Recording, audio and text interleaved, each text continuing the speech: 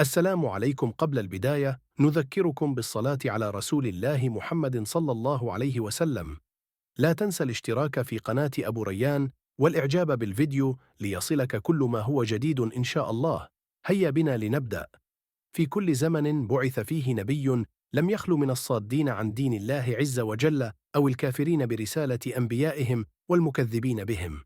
ولا عجب أن يكون أشرف القوم أو مالكيها هم دائما أول من يصد الناس ويستهزئ بهم، لأنها تعارض المصالح وتهدد الملك.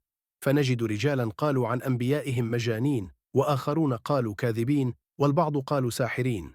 فكل هذا استهزاء بأنبياء الله عز وجل ورسالته إليهم. ولكن من ضمن هؤلاء القوم الكافرين هناك 5 رجال هم الأشد والأعظم والأكثر كفرا والأكبر استهزاء، وفي عددهم قولان، أحدهما أنهم كانوا 5: الوليد بن المغيرة، وأبو زمعة، والأسود بن عبد يغوث، والعاص بن وائل، والحارث بن قيس. قاله ابن عباس: واسم أبي زمعة الأسود بن المطلب.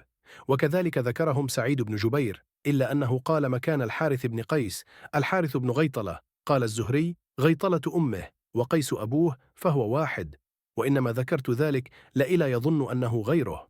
وقد ذكرت في كتاب التلقيح من ينسب إلى أمه من الصحابة والتابعين ومن بعدهم، وسميت آباءهم ليعرفوا إلى أي الأبوين نسبوا. وفي رواية عن ابن عباس مكان الحارث بن قيس عدي بن قيس. والثاني أنهم كانوا 7، قاله الشعبي وابن أبي بزة، وعدهم ابن أبي بزة فقال: العاص بن وائل، والوليد بن المغيرة، والحارث بن عدي، والأسود بن المطلب، والأسود بن عبد يغوث، وأصرم وبعكك ابن عبد الحارث بن السباق. ص 421. وكذلك عدهم مقاتل، إلا أنه قال مكان الحارث بن عدي الحارث بن قيس السهمي، وقال: أصرم وبعكك ابن الحجاج بن السباق. ذكر ما أهلكهم الله به، وكفى رسوله صلى الله عليه وسلم أمرهم.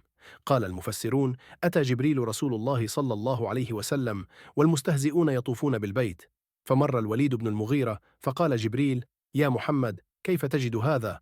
فقال: بئس عبد الله. قال: قد كفيت، وأومأ إلى ساق الوليد. فمر الوليد برجل يرش نبلا له، فتعلقت شظية من نبل بإزاره، فمنعه الكبر أن يطامن لينزعها، وجعلت تضرب ساقه فمرض ومات. وقيل تعلق سهما بثوبه فأصاب أكحله فقطعه فمات.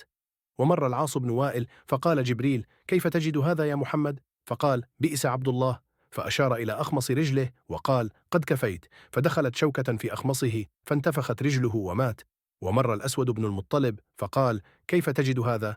قال: عبد سوء، فأشار بيده إلى عينيه فعمي وهلك. وقيل جعل ينطح برأسه الشجر ويضرب وجهه بالشوك، فاستغاث بغلامه فقال: لا أرى أحدا يصنع بك هذا غير نفسك. فمات وهو يقول: قتلني رب محمد.